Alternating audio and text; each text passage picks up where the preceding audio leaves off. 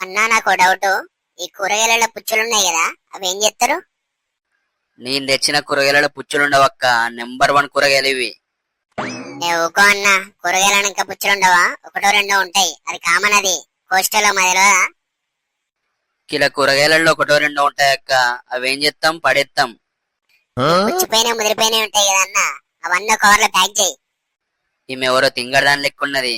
ఈ ముదిరిపోయిన పుచ్చులు అంటగడదాం, ఎంతో కొంత గిట్టుబాటు అవుతుంది. 5 minutes later.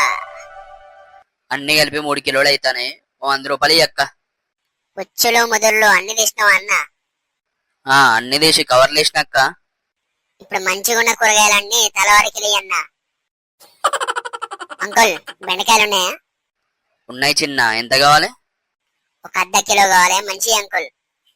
నా దగ్గర మంచిగా ఉంటాయి చిన్న. మంచిగా లేకపోతే మాత్రం వాపస్ తీసుకొస్తా అంకుల్, ముందే చెప్తానా. మొన్న మా డాడీ తెచ్చిండు, ఇంటికి వచ్చుడితో మా అమ్మ తిట్టింది, అన్ని ముదిరిపోయినా తెచ్చినావు నీ లెక్కనే అని. చెప్పక్క, ఏం కూరగాయలు కావాలి?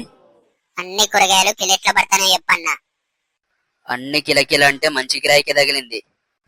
దొండకాయ 40, బెండకాయ 50, టమాటా 70, సోరకాయ 20. ఓ అక్క, వెళ్ళిపోతానమేంది? రేట్లు నచ్చలేదా? నేను మార్కెట్ పోయి తెచ్చినన్నా. మరి తెచ్చినప్పుడు నన్ను ఎందుకు అడిగిలు మళ్ళా? ఏం లేదన్నా, కొత్త షాప్ పెట్టినా. మా గల్లీలలో మీరే అమ్ముతారు కదా, రేట్లు ఎట్లు ఇస్తాలో తెలుసుకుందామని. వీడియో నచ్చితే లైక్ చేసి ఇలాంటి మరిన్ని వీడియోస్ కోసం సబ్స్క్రైబ్ చేసుకోండి గాయస్.